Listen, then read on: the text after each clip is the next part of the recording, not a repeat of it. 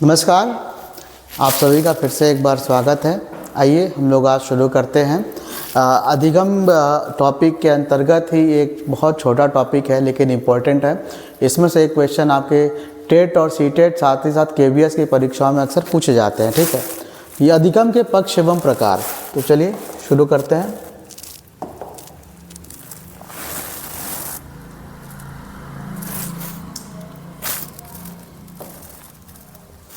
देखिएगा, अधिगम के पक्ष एवं प्रकार, इसको हम लोग जो है तीन हेडिंग्स के अनुसार सामान्य वर्गीकरण पढ़ेंगे पहले, और ओसुबेल के अनुसार अधिगम का वर्गीकरण क्या है, फिर ज्ञाने के अनुसार। ठीक है, चलिए शुरू करते हैं। देखते हैं सबसे पहले अधिगम के अनुक्षेत्र। इसके पहले वाले जो हमने पीपीटी बनाया था अधिगम का, उसमें भी इसके बारे में हमने चर्चा किया था कि अधिगम के अनुक्षेत्र या पक्ष कौन कौन से होते हैं। पक्ष का मतलब होता है कि अधिगम किन रास्तों से हो करके प्राप्त किया जाएगा।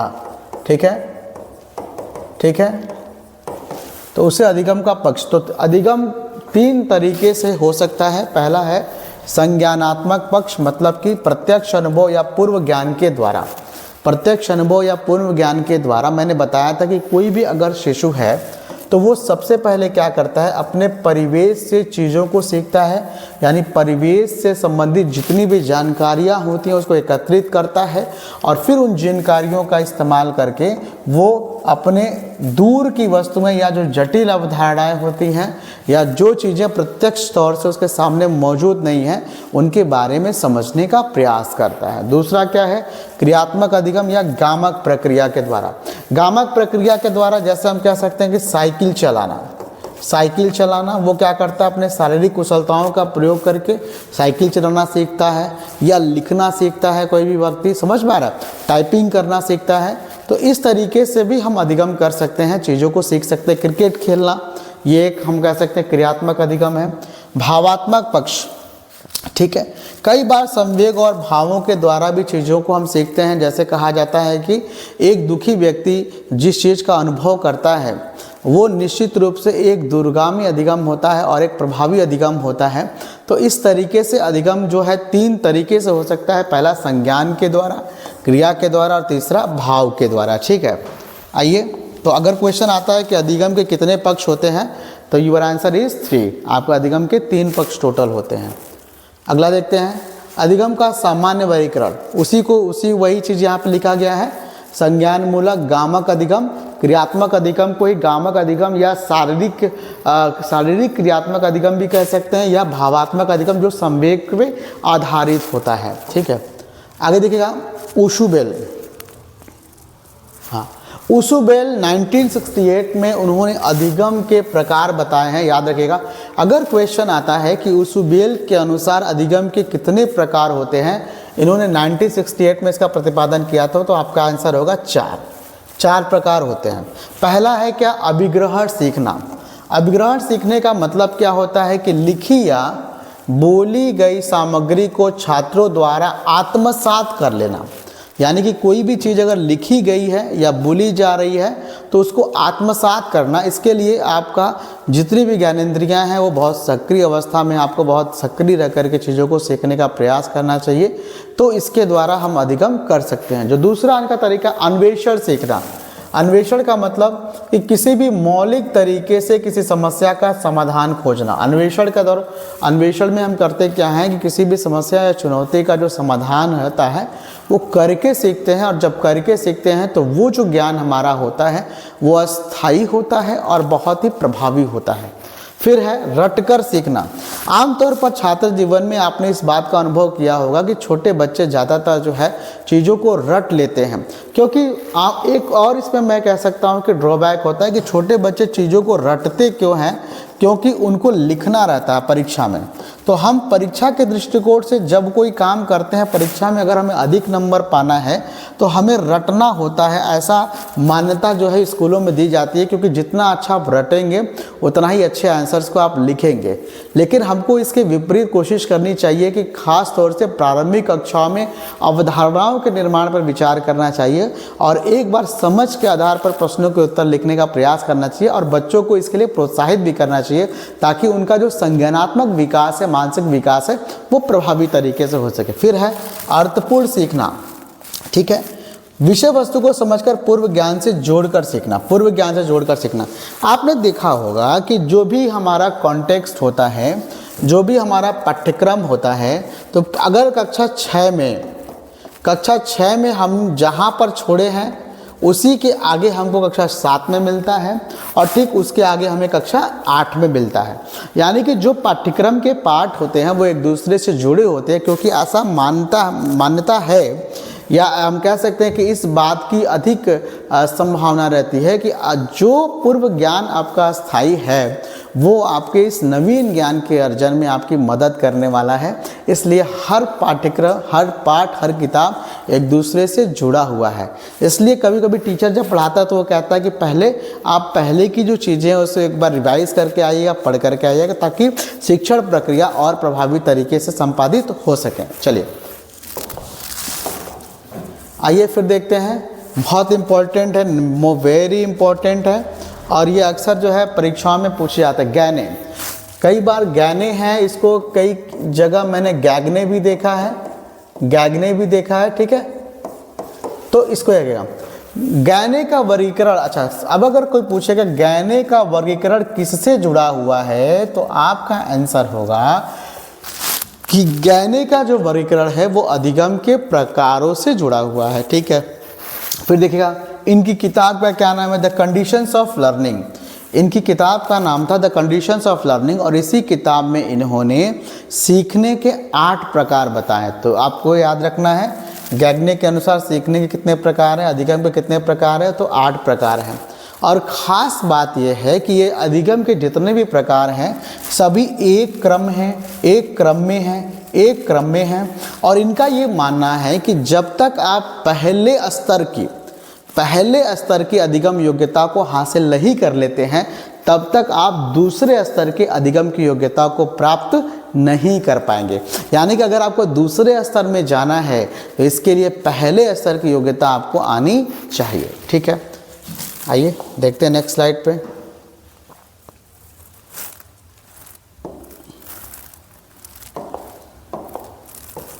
आइए नेक्स्ट स्लाइड। गैने ने एक परिभाषा दिया है कि अधिगम मानव संस्कार, एक मिनट, अधिगम मानव संस्कार एवं क्षमता में परिवर्तन है जो कुछ समय तक धारण किया जा सकता है, जो केवल वृद्धि की प्रक्रियाओं के ऊपर ही आरोप्य नहीं है। तो ये एक स्टेटमेंट है, फैक्ट हम कह सकते हैं, इसको याद कर सकते हैं आप लोग। ये अधिगम मानव संस्कार एवं क्षमता में परिवर्तन है जो कुछ समय तक धारण किया जा सकता है तथा जो केवल वृद्धि की प्रक्रियाओं के ऊपर ही आरोप्य नहीं है। इनके अनुसार व्यवहार और क्षमता में होने वाले परिवर्तन दीर्घकालिक नहीं होते हैं। गैगने के अनुसार व्यवहार और क्षमता में होने वाले परिवर्तन जो है दीर्घकालिक नहीं होते हैं, मतलब कि अगर परिवर्तन कुछ समय बाद जो है आपके बदल भी सकते हैं। फिर इनके अनुसार अधिगम शब्द का प्रयोग क्षमताओं में होने वाले उन परिवर्तनों के लिए नहीं होता है जो परिपक्वता के कारण होता है। तो यहाँ पर एक बात आपको समझना होगा कि कई बार कहा जाता है, परीक्षा में पूछा गया है कि अगर परिपक्वता के कारण किसी व्यक्ति के व्यवहार में परिवर्तन होता है तो क्या वो अधिगम होगा? तो गैगने के अनुसार वो अधिगम नहीं होगा। तो आप कहोगे कि सर अगर कोई बच्चा परिपक्व नहीं है तो क्या वो परिपक्व नहीं है तो भी वो अधिगम कर पाएगा? तो मेरी बात ज़रा समझिएगा कि अगर कोई प्राणी है और वो किसी योग्यता को हासिल करना चाहता है तो उस योग्यता को हासिल करने के लिए जो परिपक्वता होनी चाहिए वो परिपक्वता उसके अंदर मौजूद हो, तब जाकर के वो क्रिया करके उस योग्यता को हासिल कर पाएगा। मतलब ये हुआ कि आप समझिएगा कि अधिगम के लिए जो है अगर कोई व्यक्ति परिपक्व है तो ही अधिगम कर पाएगा।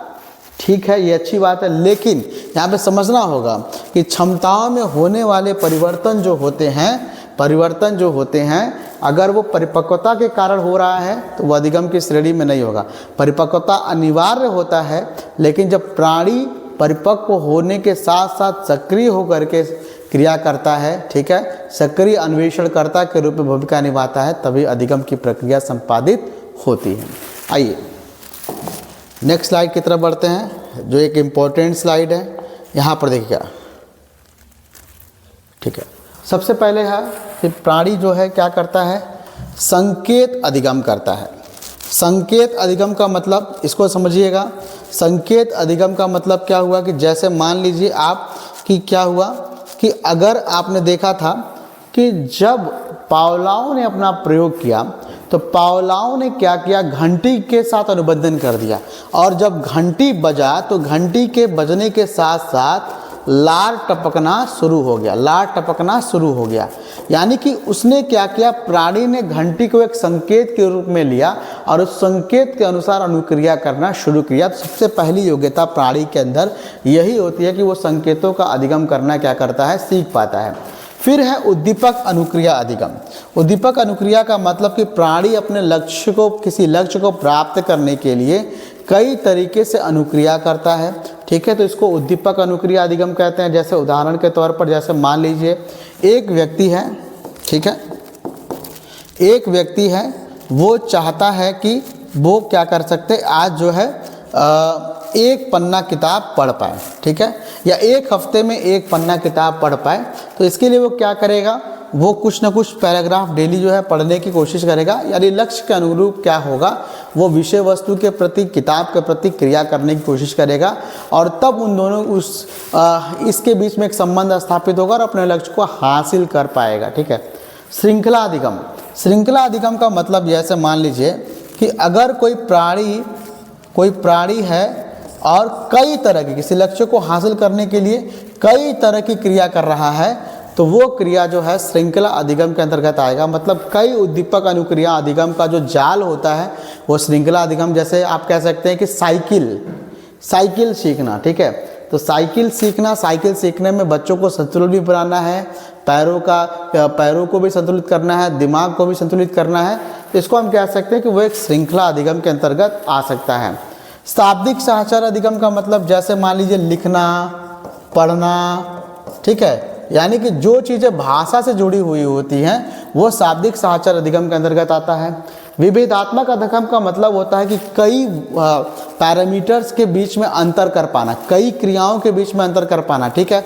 उदाहरण के तौर पर जैसे मान लीजिए कि एक बहुत सुर है वो तबले से निकल रहा है, वो सारंगी से निकल रहा है, वो बांसुरी से निकल रहा है। तो एक ही धुन जो है इन सभी वाद्य यंत्रों से निकल सकता है, लेकिन अगर कोई व्यक्ति आंख बंद किया हुआ है तो भी वो बता पाएगा कि कौन से धुन तबले से निकल रही है, कौन से धुन सारंगी से निकल रही है, कौन से धुन बांसुरी से निकल रही है।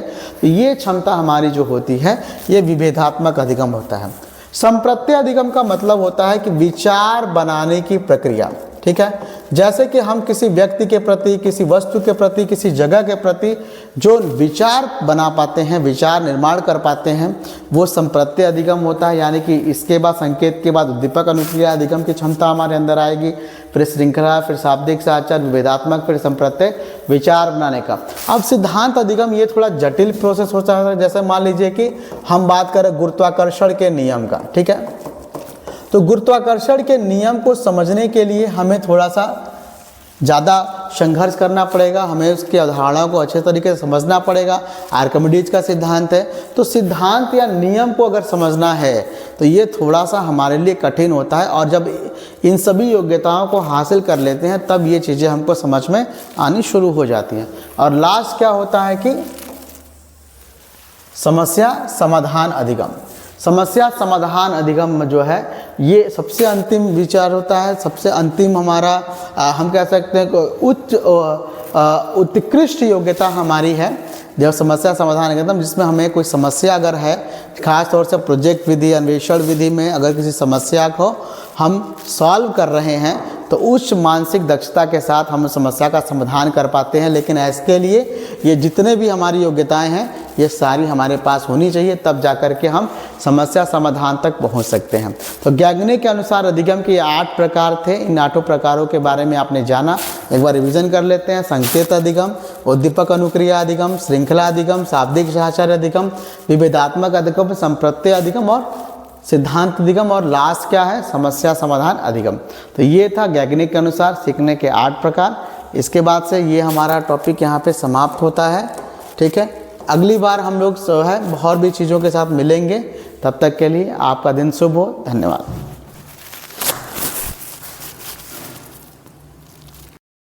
आज हम लोग सीटेट के एक और महत्वपूर्ण टॉपिक कोहलबर्ग का नैतिक विकास के सिद्धांत के बारे में पढ़ेंगे और इसको समझने का प्रयास करेंगे। इसे एक क्वेश्चन आपके परीक्षा में ज़रूर आते हैं। कोहलबर्ग का नैतिक विकास का सिद्धांत संभवतः इस बारे में बात करता है कि कोई भी प्राणी के अंदर नैतिकता की जो तार्किकता होती है उसके अंदर इसका समावेशन कैसे होता है और इसमें समाज की क्या भूमिका होती है और समाज में जो जिम्मेदारियां होती हैं या समाज के अंदर जो भूमिकाएं होती हैं उसका किसी व्यक्ति के नैतिक विकास में क्या योगदान होता है, ये हम लोग समझने का प्रयास करेंगे। साथ ही साथ हम ये जानेंगे कोहलबर्ग ने नैतिक विकास की कितनी अवस्थाओं के बारे में बताया है। तो आइए शुरू करते हैं। सबसे पहले ये जो चित्र आप देख रहे हैं ये हमारे कोहलबर्ग का चित्र है, ठीक है। अब आइए इनके बारे में हम लोग समझने का प्रयास करते हैं, ठीक है। पहला स्लाइड देखिए आप, कोहलबर्ग ने नैतिक विकास की जो धारणा बनाई, उन्होंने अवस्थाओं के साथ नैतिक विकास को समझाने का प्रयास किया और उन्होंने ये कहा कि आयु के साथ साथ जो है उन्होंने इस नैतिक विकास की अवस्थाओं को कुल 6 अवस्थाओं में बांटा। देखिएगा, उन्होंने इसको जितने भी नैतिक विकास की अवस्थाएं हैं इनको 6 अवस्थाओं में बांटा और हर 2 अवस्थाओं को मिला करके उन्होंने कहा कि वह एक स्तर है, यानी कि 2 अवस्थाओं का एक स्तर, फिर 2 अवस्थाओं का दूसरा स्तर, फिर 2 अवस्थाओं का तीसरा स्तर। इसका मतलब हम कह सकते हैं कि लॉरेंस कोहलबर्ग ने जो नैतिक विकास की अवस्थाएं बताई उसके कुल 3 स्तर बताए और उन 3 स्तरों के अंतर्गत हर स्तर को 2 उप अवस्थाओं में बांटते हुए कुल 6 अवस्थाओं के बारे में वर्णन किया है, ठीक है। तो अब ये करते क्या है कि इन्होंने बोला कि 3 स्तरों से गुजर कर अपने नैतिक तार्किकता की योग्यताओं को विकसित करता है। यानी कि नैतिक तार्किकता की योग्यता का मतलब कि आप किस तरीके से समाज में जो भी नैतिक गुण हैं, ठीक है, उनका आप अपने अंदर आवेशन करते हैं, समावेशन करते हैं। उसके लिए कौन कौन से लॉजिक होते हैं और कौन कौन सी भूमिकाएं होती हैं जिसकी वजह से आपके अंदर नैतिकता का विकास होता है। चलिए शुरू करते हैं। चलिए ध्यान दीजिएगा। सबसे पहले कोहलबर्ग ने जो है, यहाँ देखिएगा ध्यान से, नैतिक विकास की कुल 6 अवस्थाओं को 3 स्तरों के अंतर्गत क्या किया है, इन्होंने वर्णन किया है। जो पहला स्तर है वो है आपका प्राक रूढ़िगत नैतिकता का स्तर या पूर्व नैतिक स्तर। प्राक रूढ़िगत नैतिकता का स्तर या पूर्व नैतिक स्तर, और ये समझना होगा यह जो है 9 साल की अवस्था के लिए इसको माना गया है। 9 साल की अवस्थाओं के लिए इस स्तर को माना गया है, ठीक है। फिर दूसरा हमारा जो होता है वो है रूढ़िगत नैतिकता का स्तर या परंपरागत नैतिक स्तर। रूढ़िगत नैतिकता का स्तर या परंपरागत नैतिक स्तर, ये आमतौर पर ये स्तर जो है ये किशोरा अवस्था या वयस्कावस्था या वयस्कता में हमको दिखाई देता है, ठीक है। इसके अंतर्गत देखिए, अच्छा दूसरी चीज़ है कि प्राक रूढ़िगत नैतिकता का जो स्तर है इसके अंदर जो 2 उप अवस्थाएँ हैं उसमें पहली अवस्था है आज्ञा एवं दंड की अवस्था और दूसरी अवस्था है अहंकार की अवस्था। हम लोग विस्तार से इसको समझने का प्रयास करेंगे कि इसका अर्थ क्या हुआ। फिर तीसरा जो है रूढ़िगत नैतिकता का स्तर या परंपरागत नैतिक स्तर, इसकी 2 उप अवस्थाएँ हैं। पहला है प्रशंसा की अवस्था और दूसरा है सामाजिक व्यवस्था के प्रति सम्मान की अवस्था, ठीक है। तो इस तरह से हम समझेंगे कि हमारी जो कुल 3 स्तर है उसमें पहला स्तर है प्राक रूढ़िगत नैतिकता का स्तर या पूर्व नैतिक स्तर और दूसरा है रूढ़िगत नैतिकता का स्तर या परंपरागत नैतिक स्तर, ठीक है। तो पहली जो स्तर है इसके अंतर्गत 2 उप अवस्थाएँ हैं। पहला है आज्ञा एवं दंड की अवस्था और दूसरा है अहंकार की अवस्था। और जो दूसरी हमारा स्तर है जिसके अंतर्गत रूढ़िगत नैतिकता का स्तर या परंपरागत नैतिकता का स्तर है, इसके अंतर्गत 2 उप अवस्थाएँ हमारे पास है। प्रशंसा की अवस्था और सामाजिक व्यवस्था के प्रति सम्मान की अवस्था। ये नामों से ही आपको कुछ चीज़ें समझ में आ रही होंगी। अभी हम लोग विस्तार से इसके बारे में चर्चा भी करेंगे। फिर तीसरा जो स्तर है साथियों वो है उत्तर रूढ़िगत नैतिकता का स्तर और या आत्म अंगीकृत नैतिक मूल्य स्तर। आत्म अंगीकृत नैतिक मूल्य स्तर ये तीसरा हमारा स्तर है और इसके अंतर्गत दो उपावस्थाएं हमारी कौन कौन सी हैं? तो पहला है सामाजिक समझौते का स्तर और दूसरा है विवेक की अवस्था। विवेक की अवस्था या सामाजिक समझौते का स्तर। ठीक है, तो अब हम लोग थोड़ा डिटेल से इसको समझने का प्रयास करते हैं कि जो तीनों स्तर के अंतर्गत दो दो उपावस्थाएं जो दी गई हैं, इन दोनों उपावस्थाओं को किस तरीके से कोहलबर्ग ने वर्णन किया या परिभाषित किया। चलिए, पहली अवस्था के बारे में हम बात करेंगे। पहली अवस्था के बारे में हम बात करेंगे, यह है हमारा प्राक रूढ़िगत नैतिकता का स्तर या पूर्व परंपरागत नैतिक स्तर। महत्वपूर्ण बात क्या है कि यह जो स्तर है यह 9 साल तक की अवस्था तक माना गया है कोहलबर्ग के अनुसार। पहला है आज्ञा एवं दंड की अवस्था। देखिएगा, कोहलबर्ग ये कहते हैं कि बच्चों का जो चिंतन है उसमें दंड की महत्वपूर्ण भूमिका होती है, यानी कि चिंतन जो होता है वो दंड से प्रभावित होता है।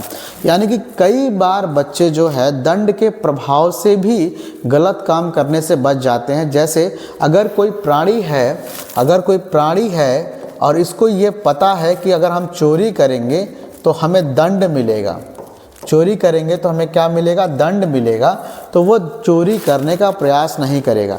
और अगर उसने कभी चोरी किया है और उसे दंड मिला है तो निश्चित रूप से और प्रभावी तरीके से इसका ये हमको वहाँ पे दिखाई देगा कि वो चोरी करने से क्या करेगा? बचेगा। मतलब कि दंड को ही बच्चों की नैतिकता का प्रमुख आधार माना गया है और ख़ास तौर से ये प्रारंभिक अवस्थाओं के लिए बात बिल्कुल सही है। छोटे बच्चों को जो है हम जब कुछ डांट देते हैं या उनको अंदर को इसी चीज़ के प्रति डर पैदा कर देते हैं तो वो उन कार्यों को करने से बचने का प्रयास करते हैं। ठीक है, दूसरा स्तर है बच्चों साथियों अहंकार की अवस्था।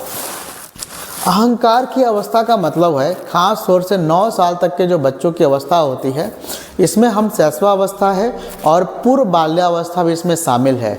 यहाँ पर जो बच्चे होते हैं उनके अंदर अहम की भावना ज़्यादा होती है। उनको लगता है कि वो अपने मन के राजा हैं, वो जो भी कहेंगे उनकी बात सुनी जाएगी। और साथ ही साथ जो है वहाँ पर एक बहुत महत्वपूर्ण समझना है कि इस अवस्था में चिंतन का थोड़ा स्वरूप बदलता है। क्या होता है कि वो अपनी आवश्यकता और इच्छा को समझने लगते हैं। खास तौर पे जो छोटा बच्चा होता है वह अपनी आवश्यकताओं पर ज़्यादा बल देगा। उदाहरण के तौर पर अगर मान लीजिए एक बच्चे को चॉकलेट चाहिए तो वो क्या करेगा? वो आपसे उसके लिए जिद करेगा। लेकिन अगर आप कह देंगे कि बेटा जाओ मेरा ये सामान यहाँ से ले आओ, मेरा चश्मा उठा के लाओ, तो वो वहाँ पे नहीं जाएगा। ठीक है, यानी कि यहाँ पे कुछ मिला जुला के हम कह सकते हैं कि वह कोई भी चीज़ होता है कि वह अपने आप को संतुष्ट करने के लिए कुछ गलत कामों को भी कभी कभी कर लेता है। जैसे झूठ भी बोलने लगता है और अगर उसको कहीं भूख लगती है तो चुरा करके खा भी लेता है। ठीक है, और समझदारी की बात यह है कि इस अवस्था में बच्चा जब इन कार्यों को करता है तो उसे उसमें कुछ भी गलत नज़र नहीं आता है और कई बार वो बार बार इन क्रियाओं को दोहराने का काम करता है। साथ ही साथ यहाँ पर एक व्यवहार होती है कि बच्चा कभी कभी कहता है कि यदि तुम मेरा काम करोगे तो मैं तुम्हारा काम करूँगा, यदि तुम मेरा काम करोगे तो मैं तुम्हारा काम करूँगा। तो इस तरीके से प्राक रूढ़िगत नैतिकता के स्तर की जो दो उपावस्थाएं हैं उसमें पहली अवस्था में क्या होता है कि दंड के प्रभाव में बच्चा नैतिकता का पालन करता है और जो दूसरी अवस्था है, इसका जो दूसरी उपावस्था है इसमें क्या होगा, ये मान के चलिए कि अगर ये 5 से 6 साल के बच्चों के लिए है तो 6 से 9 के लिए जो है ये अहंकार की अवस्था प्रभावी रूप से नज़र आती है। ठीक है, तो यहाँ पर क्या होता है कि बच्चा जो भी काम करता है उसमें वो ज़्यादा महत्व अपने आप को देता है और उसको लगता है कि वो जो भी आचरण कर रहा है वो एक नैतिक आचरण का ही पार्ट है। ठीक है, आइए आगे बढ़ते हैं। नेक्स्ट दूसरा हमारा है साथियों रूढ़िगत नैतिकता का स्तर। ठीक है, रूढ़िगत मतलब कि जो मान्यताएं चली आती हैं हम उसके बारे में ही बात करेंगे। रूढ़िगत नैतिकता का स्तर या परंपरागत नैतिक स्तर, जो चीज़ें चली आती हैं प्राचीन समय से उनकी हम बात करेंगे। इसमें दो अवस्थाएं हैं, पहला है प्रशंसा की अवस्था। मैंने बताया कि ये जो अवस्था होता है ये आम तौर पर ज़्यादातर प्रभावी होता है कहाँ पर, किशोरा अवस्था में ज़्यादातर प्रभावी होता है, ठीक है, या वयस्कता में, वयस्कता में यह ज़्यादातर क्या होता है, प्रभावी होता है, ठीक है। तो प्रशंसा की अवस्था में इसमें बहुत साधारण सी बात है कि बच्चे जो है अच्छे बनने का प्रयास करते हैं। उन्हें एक शब्द मैंने यहाँ पे लिखा हुआ है कि अच्छा बच्चा, अच्छा लड़का या अच्छी लड़की, ठीक है। तो इस अवस्था में बच्चे उन्हें व्यवहारों को उचित व नैतिक मानते हैं, जिससे किसी भी परिवार, के स्कूल, पड़ोस मित्र से प्रशंसा प्राप्त करती है। मतलब क्या कि बच्चे ऐसे आचरण को अपनाने का प्रयास करते हैं जिनको करने से उनको शाबाशी मिलती है या उनकी प्रशंसा मिलती है, ठीक है। तो इसलिए कहा जाता है प्रशंसा की अवस्था, यानी कि यहाँ पर इस अवस्था में बच्चे प्रशंसा को ज़्यादा प्राथमिकता देते हैं और ऐसे काम को करते हैं जिससे उनको आस पड़ोस रहने वाले परिवार या अन्य सदस्यों के साथ जो है प्रशंसा की प्राप्ति होती है। दूसरा है सामाजिक व्यवस्था के प्रति सम्मान की अवस्था। सामाजिक व्यवस्था सबसे बड़ी चीज़ है कि चूंकि मनुष्य एक सामाजिक प्राणी है, समाज में रहता है, तो हर समाज की कुछ मान्यताएं होती हैं, कुछ परंपराएं होती हैं, संस्कृतियां होती हैं, और आमतौर पर हम जिस समाज में रहते हैं उन संस्कृतियों का पालन करते हैं, ठीक। हम कोशिश ये भी करते हैं कि उन संस्कृतियों का जो ताना बाना है, जो संतुलन है, वो टूटे ना, और उस संतुलन को बनाने के चक्कर में हम नैतिकता का पालन करते हैं, ठीक है। जैसे कभी कभी कुछ समाज में ऐसे नियम होते हैं जिनके विरुद्ध हम कोई काम करते हैं तो उसे अनैतिक माना जाता है, असामाजिक माना जाता है। इसलिए क्या होता है कि बच्चे जो है समाज के अंतर्गत बुने गए ताने बाने के अनुसार अपने आचरण को अपनाता है, क्योंकि उसको लगता है कि अगर वो ऐसा करेगा तो उसको वहाँ से क्या मिलेगी, प्रशंसा मिलेगी। यानी अगर समाज के अनुरूप काम करेगा और समाज के मान्यता के अनुसार काम करेगा तो उसको वहाँ से प्रशंसा की प्राप्ति होगी। तो यह हमारा है रूढ़िगत नैतिकता का स्तर या परंपरागत नैतिक स्तर। आइए फिर उसके बाद से हम चलते हैं जो तीसरी अवस्था हमारा है। तीसरी अवस्था है उत्तिगत रूढ़िगत नैतिकता का स्तर या आत्म अंगीकृत नैतिक मूल्य का स्तर, ठीक है। ये जो गुण है ये ज़्यादातर वयस्कता में नज़र आती है। मतलब कि हम कह सकते हैं कि 16 साल से ऊपर या 18 साल के ऊपर के बच्चों के अंदर ये चीज़ें नज़र आती हैं। इसकी जो दो उपअवस्था है, पहला है सामाजिक समझौते का स्तर और दूसरा है विवेक की अवस्था। सामाजिक समझौते का स्तर और दूसरा है विवेक की अवस्था, ठीक है। तो इसमें क्या होगा कि इस अवस्था में व्यक्ति यह समझने लगता है कि हमारा दायित्व है कि हम समाज के नियमों का पालन करें। क्या करें? हम समाज के नियमों का पालन करें। समाज के नियमों का पालन करना हमारी जिम्मेदारी है। और अगर कोई व्यक्ति सामाजिक नियमों का पालन नहीं करता है तो कहीं ना कहीं समाज और उस व्यक्ति के बीच में जो एक अदृश्य समझौता है वो टूट जाता है। इसका मतलब ये हुआ कि अगर कोई प्राणी है तो समाज के नियमों के अनुसार व्यवहार नहीं करता है तो समाज क्या करता है, उस प्राणी का बहिष्कार कर देता है। समझ में आ रहा है? यानी कि दोनों के बीच में जो संबंध होता है वो टूट जाता है, समाज उसको मान्यता नहीं देता है। आमतौर पर हमने देखा है गांव में बहुत सारी चीज़ें ऐसी जो व्यवहार है वो देखने को मिलती हैं कि अगर कोई परिवार गांव के मान्यताओं के विपरीत अगर आचरण करता है तो गांव वाले उसका बहिष्कार कर देते हैं, ठीक है। तो इस नाते इस दबाव में भी कोई भी व्यक्ति जो है उन आचरण के विरुद्ध, उन मान्यताओं के विरुद्ध काम करने का प्रयास नहीं करता है। दूसरा है विवेक की अवस्था। देखिएगा कि विवेक की अवस्था का मतलब कि विवेक का मतलब क्योंकि आयु के साथ साथ बुद्धि का विकास हो रहा है, मानसिक योग्यताओं का विकास हो रहा है, चिंतन तर्क करने की क्षमता का विकास हो रहा है, तो बच्चे अच्छे बुरे, ठीक है, इनमें भेद करना उचित अनुचित ये जितनी भी चीज़ें हैं इनमें वो भेद करना जान जाते हैं और इसके अनुसार जो है वो अपने व्यवहार को, कार्य व्यवहार को अपनाने का प्रयास करते हैं। तो इस तरीके से सामाजिक समझौते का स्तर, विवेक की अवस्था, ये दो उपअवस्था होती है उत्तर रूढ़िगत नैतिकता का स्तर या आत्म अंगीकृत नैतिक मूल्य का स्तर, ठीक है। तो ये हमारा था कोहलबर्ग का नैतिक विकास का सिद्धांत। इसके बाद से हम और भी सिद्धांतों के बारे में पढ़ेंगे। इसके पिछली वाली कक्षाओं में हम लोगों ने अधिगम के बारे में पढ़ा था। अब अधिगम के जितने भी सिद्धांत हैं उसके बारे में भी हम बात करेंगे और उसको समझने का प्रयास करेंगे। और जितने भी इसके सिद्धांत मुख्य तौर से जीन पियाजे, Lev Vygotsky, Kohler, Skinner, Thorndike के गौण नियम, मुख्य नियम, ये सभी नियमों के बारे में हम लोग समझेंगे और फिर से सीटेट के प्रश्नों का हम प्रैक्टिस करेंगे। धन्यवाद।